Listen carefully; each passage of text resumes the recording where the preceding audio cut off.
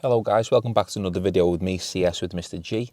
Today I'm going to look at topical questions from Unit 1. So here we'll have a bunch of exam style questions that are solely based on Unit 1. So if you've got this far and you've watched all the lessons, hopefully you can give these questions a go yourself. But I'll try my best to explain, and I will go through some of the techniques that I find best for my students and what the exam board are looking for in terms of marking these exams. So starting with some simple denary to binary questions, we've got 3 denary numbers on the left, and we need to work out which number's which and simply draw a line to each one. So first things first, as with all denary to binary questions or binary to denary, we're going to need our chart from the lessons. And once you've drew that in, simply work out 41. And starting from the left, we know that 128 is too big, 64 is too big, but 32 we're going to need. We are then left with 9, so we're going to need the 8, and then we're left with 1. So it's 0, 0, 1, 0, 1, 0, 0, 1. So again, this has all been explained, guys, in the very first lesson. But binary to denary is fairly simple. So 41 goes to this one, 174. We know we're going to need 128. Then we need to subtract 128 from 174, and we are left with 46. And to make 46, we're going to need 32. And then 46 minus 32 leaves 14. So 16 is too big, so we won't need 16. We need 8. And then 14 minus 8 equals 6. So we need the 4 and the 2. And then that makes us 174. And again, let's find that number in the right hand side. It's 101, 011. So it's this one here. And then I'm just going to make some space over here. Then we have 86. So 128 is too big. 64 we need. 86 minus 64 equals 22. 32 is too big. 16 fits. 22 minus 16 equals 6. So we need the 4 and then the 2, and the rest are 0. So we're looking for 0, 1, 0, 1, 0, 1, 1, 0. And as you can see, it's at the bottom there. So again, guys, that's been explained in the lesson 1 video. Hopefully you found that quite simple. These tend to be guaranteed marks for most of my students because it's fairly simple to understand. Okay, moving on. Binary values can also be converted to denary values. Give the correct denary value for the 12-bit binary value shown here. So I'm just going to zoom in. So I'm going to draw the original 8 bits that I've just done. So 1, 2, 4, 8, 16, 32, 64, 128. So this is a byte, this is 8 bits. And then 4 more bits from there will take 256, 512, 1024, and 2048. You'll never be required to go any more than these numbers, guys, so don't worry too much. And then simply just put in our number. So it's 0, 0, 0, 1, 0, 1, 0. 1, 0, 1, 1, 1. And we simply add 256, 64, 16, 4, 2, and 1. And as we can see, 6 add 4 is 10, add 6 is 16, add 4 is 20, 22, 23. So it's 3, carry 2, 5 plus 6 is 11, plus 1 is 12, plus 2 is 14, 4 carry the 1, and then 2 plus the 1, 343. So the answer is 343. Ideally, I should have put my work in this space here, but in the exam, this is what you do, and you'd get full marks for showing that you've worked out the binary to denary and you've added up the right numbers. Okay, so the next question is a hexadecimal into binary. So the key here is that we're working with nibbles. Remember, hex and binary always uses nibbles. So we need to split down the middle. We've got 1, 2, 4 and 8, 1, 2, 4 and 8. If you remember, a nibble is 4 bits. It's half of a byte. And then we simply use our hexadecimal knowledge to work out 2 and f into binary using each set of nibbles. So 2 is simply 0, 0, 1, 0 because it's just a 2. And f equals 15. So as we should remember, 1, 1, 1, 1. 8 plus 4 plus 2 plus 1 equals 15. And if you forget, what I like to do is go A equals 10. I always remember that one. B equals 11, and so on and so forth. And then you can work out what f is. 1, 5 is fairly simple. It's going to be 0, 0, 0, 1. And then 5 is 0, 1, 0, 1. Because it's 4 plus 1, and simply just the 1 on the left. So that one's nice and easy. A D6. So D, if we go back to the right-hand side here, C equals 12, and D equals 13. So we have to make 13. And we know that 8 add 4 is 12, plus 1 is 13. So this would be a 0.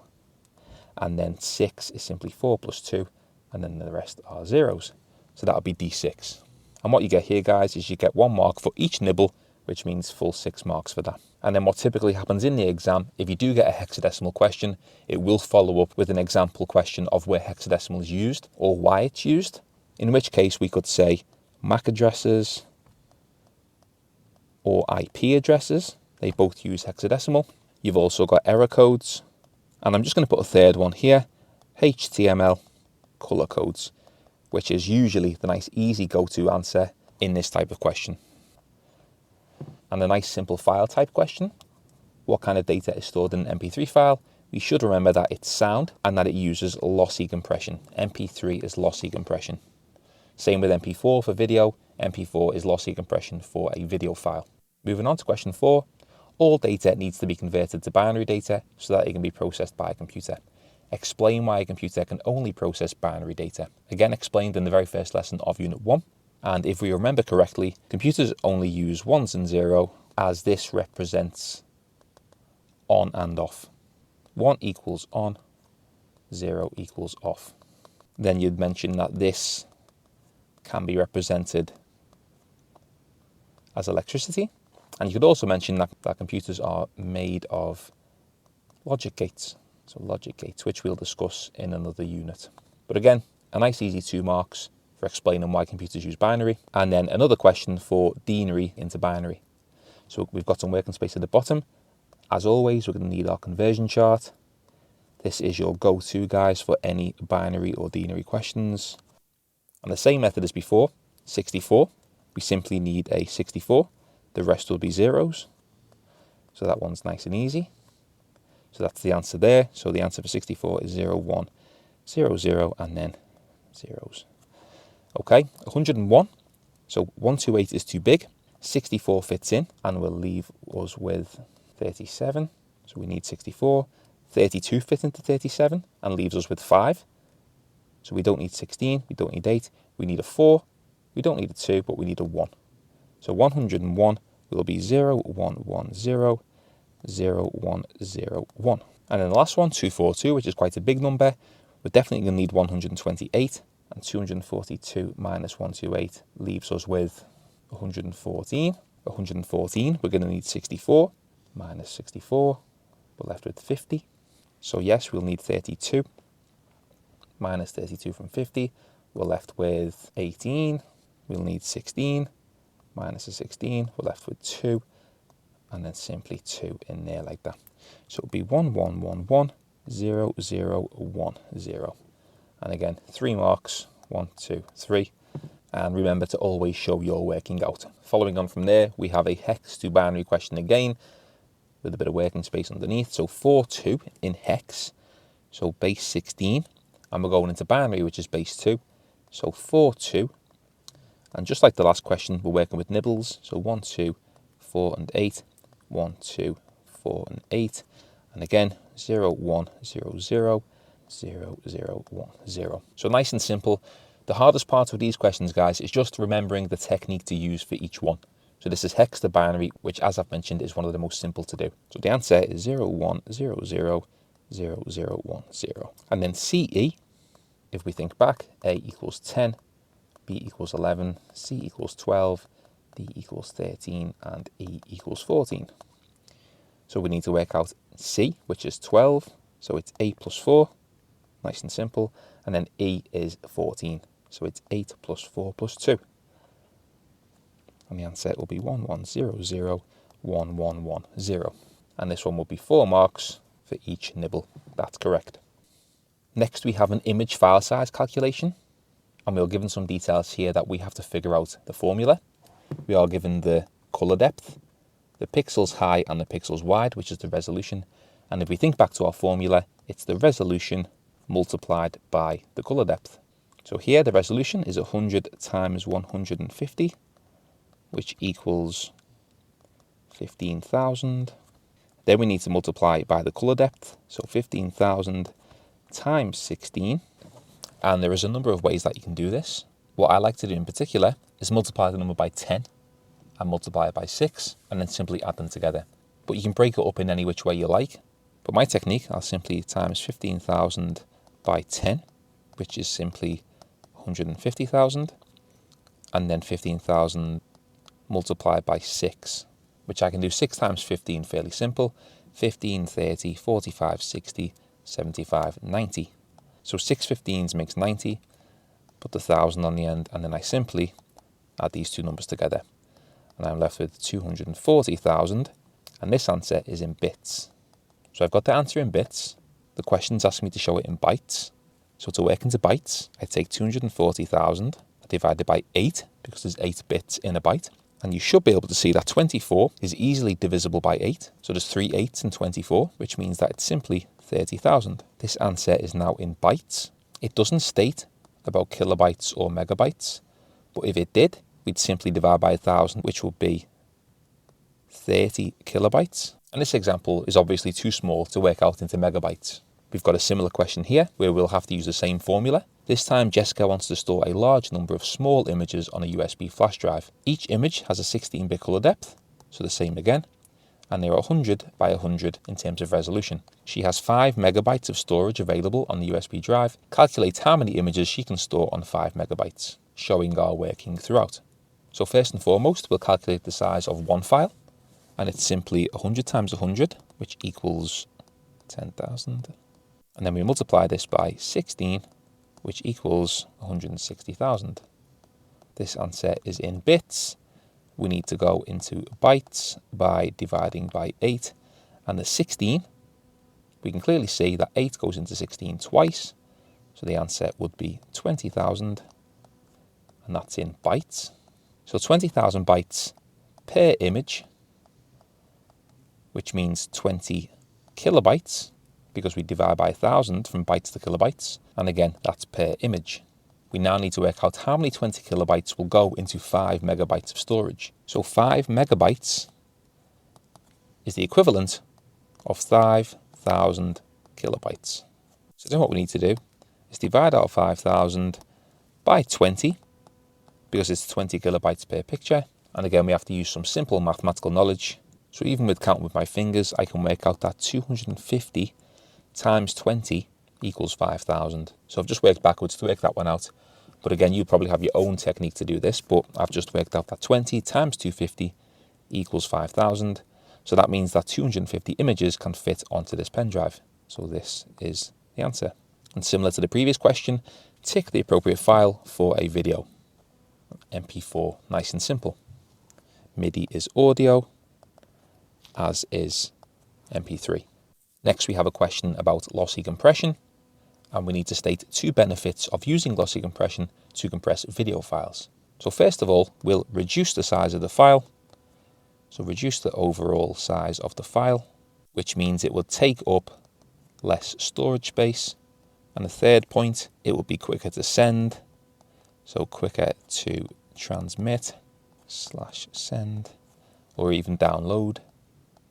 And as it's related to a video, you could also say that it's less buffering or less chance of buffering, and that's why we'd compress a video file. So any 2 of those guys would get you the 2 marks in this question.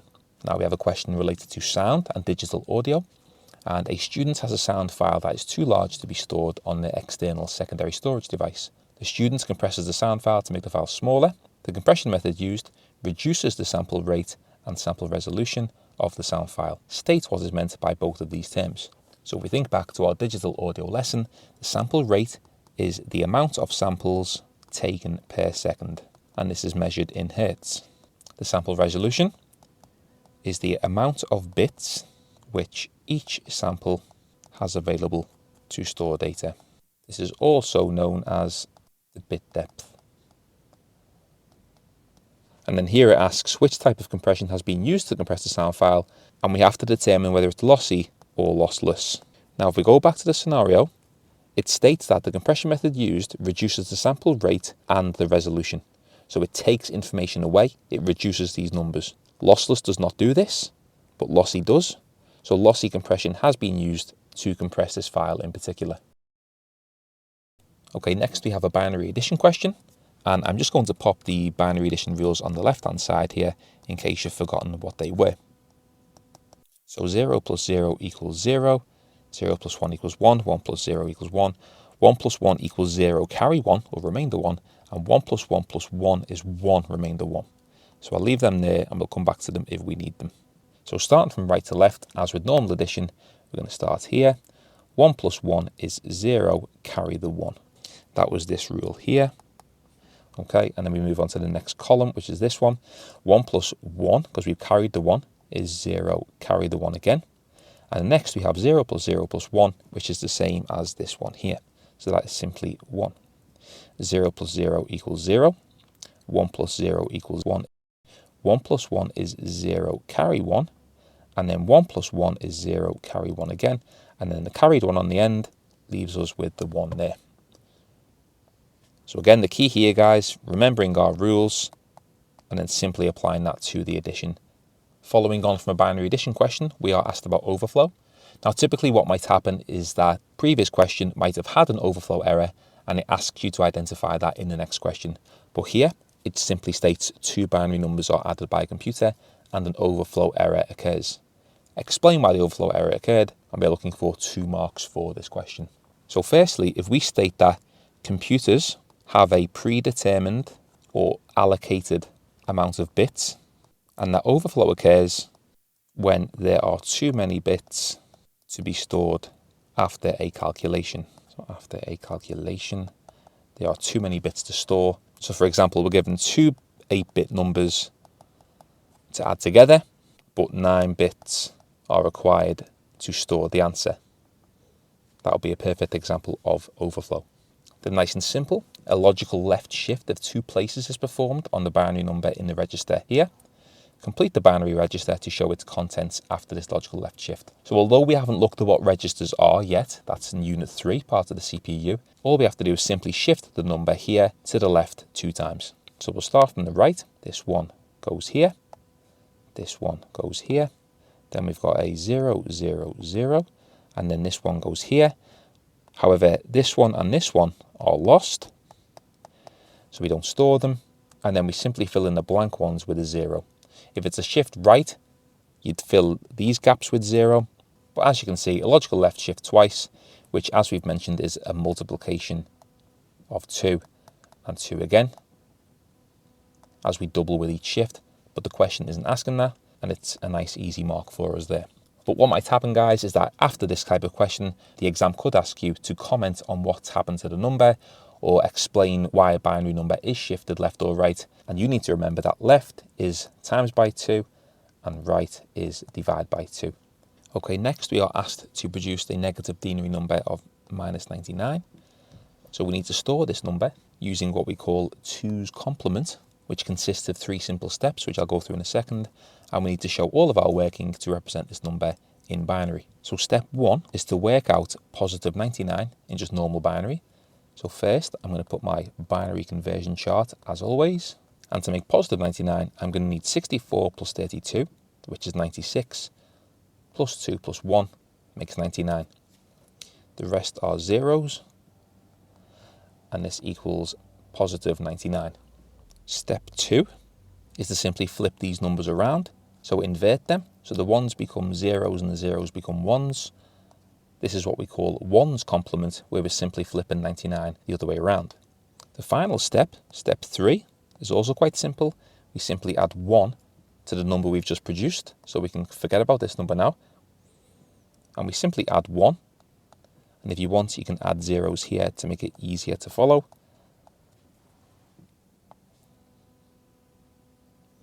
Adding 1 is quite simple.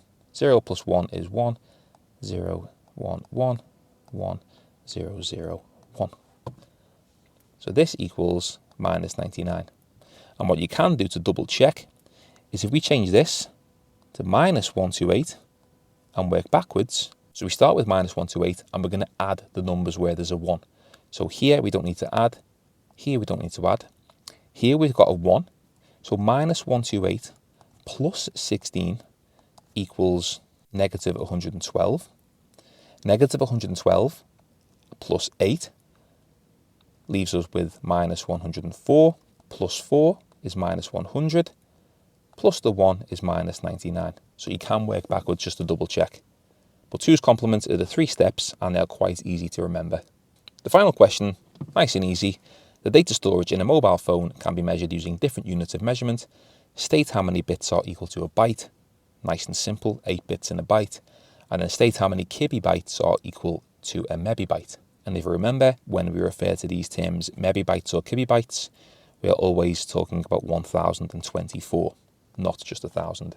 So 1024 kibibytes equals 1 mebibyte. And there you have it, guys. They are some typical exam style questions that cover most topics from within Unit 1.